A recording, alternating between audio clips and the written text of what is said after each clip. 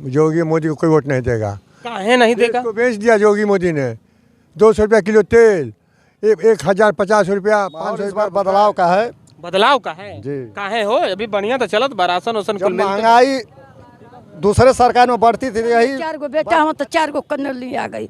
और देहात में एको कॉलोनी केहू के नहीं आए। तो सरकार का गलती है कि प्रधान का? आई तबे न नमस्कार, हम इस समय पहुंच चुके हैं मधुबन विधानसभा के दरगाह चट्टी पे और कुछ लोग हैं, आइए इनसे बातें करें और जानें कि क्या है जनता का मूड और इस बार किसकी बनेगी सरकार। क्या लगता है? दादा हैं, आइए बातें करें और जानते हैं हम लोग चाहते हैं क्या लग रहा है इस बार केकर सरकार? अखिलेश बनेगा भारी बहुमत से। अखिलेश, योगी मोदी को कोई वोट नहीं देगा। काहे नहीं देगा? तो बेच दिया योगी मोदी ने।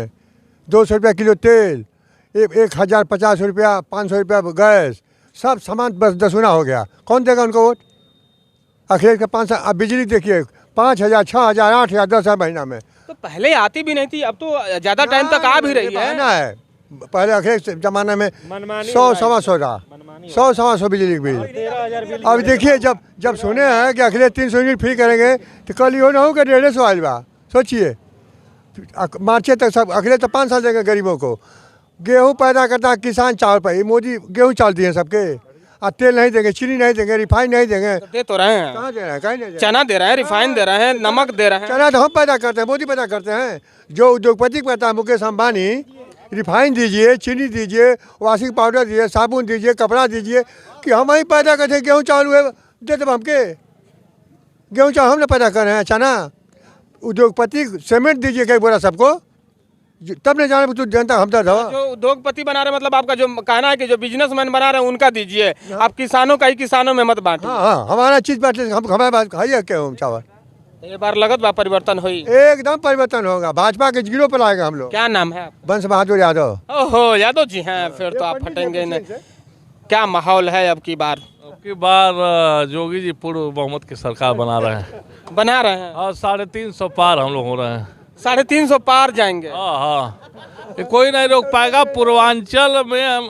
पूर्वांचल एक्सप्रेस वे हमने बनाया, गोरखपुर में खाद का कारखाना बनाया, एम्स बनाया।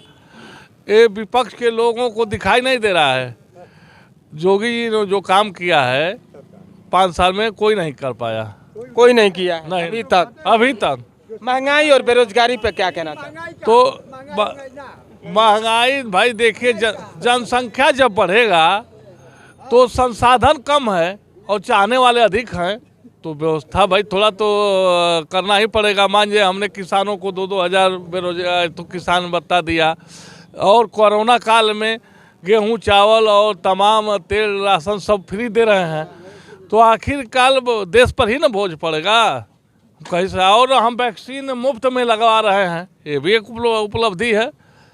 अमेरिका जैसा देश कोरोना काल में पिछड़ गया, और आज भारत का खासकर उत्तर प्रदेश में जिस प्रकार योगी जी ने कोरोना काल में गांव-गांव में, क्षेत्र में कार्यकर्ताओं को लगाकर और कोरोना काल के विपत्त समय में लोगों को संभाला, एक कम बहादुरी की बात नहीं है। बहुत बहादुरी की बात। हाँ, और भी लोग हैं, आइए इनसे भी जाने और क्या है माहौल अब की बार चुनाव का। अच्छा ये बताइए 5 साल में कितना रोजगार मिला है युवाओं को? वो तो कह रहे हैं 4.5 लाख से अधिक दे दिया है। कोई बात केवल पेपर में वही तो रोजगार मिला है। बेरोजगारी हुई है कि 5 साल में ज़्यादा से ज़्यादा दुकानें खुली है, चाय की खुली है, पकौड़ी खुली है। क्या लग रहा है इस बार परिवर्तन होगा? सपा सरकार जिंदाबाद रहेगी। सपा सरकार आएगी इस बार। सरपा सरकार आएगी। क्लियर है तो साइकिल आएगी, साइकिल आएगी, क्लियर है आएगी। एक भैया है, इनसे भी बातें करें और जाने कि क्या बा माहौल अब की बार।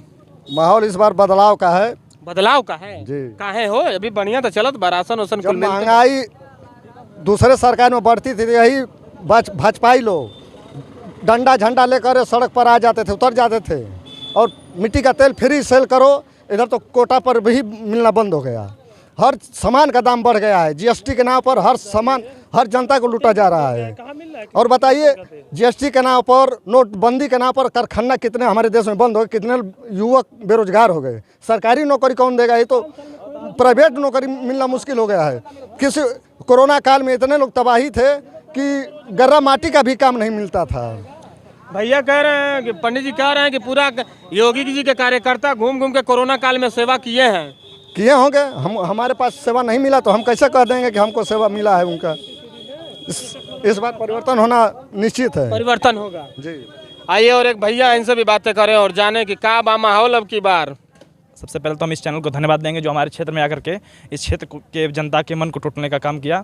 और हम यही कहेंगे कि जो सरकार वर्तमान सरकार है वो चल रही है, देखिए जो सरकार चल रही है वो अपने कार्यों से जनता को खुश नहीं कर पाता, तभी आक्रोश है इस जनता में। और जो मुद्दा है सबसे बड़ा चीज़ है बेरोजगारी। आप अभी देख लीजिए प्रयागराज में छात्रों के साथ इतना दुर्व्यवहार। मेरा भी एक भतीजा यहीं पे रहता है, उसके पिताजी की दुकान जो बंद पड़ी हुई है, और अपने पैसे को काट करके एयरफोर्स की तैयारी कराते हैं लड़के को। और बता दें कि वो लड़का पेपर निकाल भी चुका है, मेडिकल भी हो चुका है, उसका ज्वाइनिंग लेटर अभी तक नहीं आया। कितने साल हो गए उनको तैयारी करते हुए 2 साल हो गया उस लड़के को, और ज्वाइनिंग लेटर अभी तक नहीं आया। अब बताइए उनके पिताजी मेरे मतलब बगल के हैं और किस परिस्थिति में पढ़ाते हैं। वो लड़का भी उस लार्ज में था, वो लड़का भी मारा गया। बताइए वो एयरफोर्स का लड़का है। सोचिए वहाँ पे मेडिकल के भी लड़के थे जिन्हें बर्बरता से पीटा गया। अब बताइए क्या होगा। नेता कितना भी खराब हो, नेता कितना भी निकम्मा हो, मगर जब वोट मांगने आता है तो जनता उसको स्वीकार करती है, उसे मारती नहीं है। मगर बच्चे जब रोजगार मांगते हैं, किसी की भी सरकार रही हो, उन पे डंडा बरसाया जाता है। ये कहाँ तक ठीक है? ये सरासर अनर्गल है, सरासर गलत है। कभी भी ऐसा एक बात मैं और कहना चाहूँगा, मान लीजिए कोई भी नेता है, किसी पद पे स्थापित है और कोई शिक्षक है, यदि नेता कहीं और से चुनाव लड़ना चाहता है तो वो चुनाव लड़ सकता है। यदि कोई शिक्षक है या कोई फोर्स लाइन में है, उसे अपने पद से रिजाइन देने के बाद ही वो कोई चुनाव लड़ सकता है, कोई नौकरी पा सकता है। ऐसा प्रावधान क्यों नहीं बनाया जाता, ताकि जिस तरीके से नेता लोग अपना एक पद पर स्थापित होते हुए भी दूसरे पद की लड़ाई के लिए तैयार या दूसरे चीज़ के लड़ाई के लिए तैयार हो जाते हैं। मैं ये भी कहूँ, ये मुद्दा जो आपने बताया कि एक नेता 3 जगह से चुनाव लड़ सकता है मगर वोटर 2 जगह से वोट नहीं देगा। सबसे बड़ी बात यह है कि यहाँ पे जो भुखमरी है, जो लोग बोल रहे हैं कोरोना काल में बहुत ज़्यादा सपोर्ट मिला जनता को। यहीं पे एक बुआ जी हमारी खड़ी है बगल की, उनका वृद्धा पेंशन नहीं आता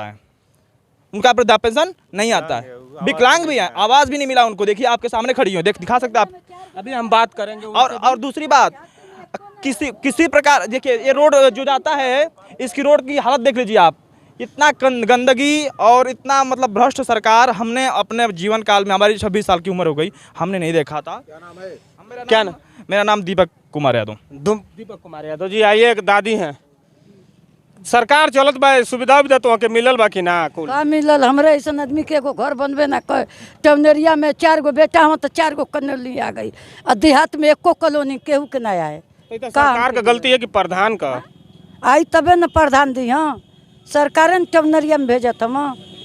हाँ, विकलांग आदमी के। विकलांग का जो पेंशन आपको मिलता है, दिव्यांग है तो पेंशन मिलेला? नहीं, कुछ ना मिलेला, कोनो लाभ ना मिलेला। शौचालय मिलल है? कुछ ना। तो के कुछ मिलल है ना? हाँ, तो हम वोट का देवे जाए? वोट के देबू? केहू के ना दे, हमके घर बनवा दे, केहू के दे। हाँ, चलो हमके घर बनवा बोलो। हाँ, अब जितना हमारे घर में 12 गो वोट है, 12 गो दे।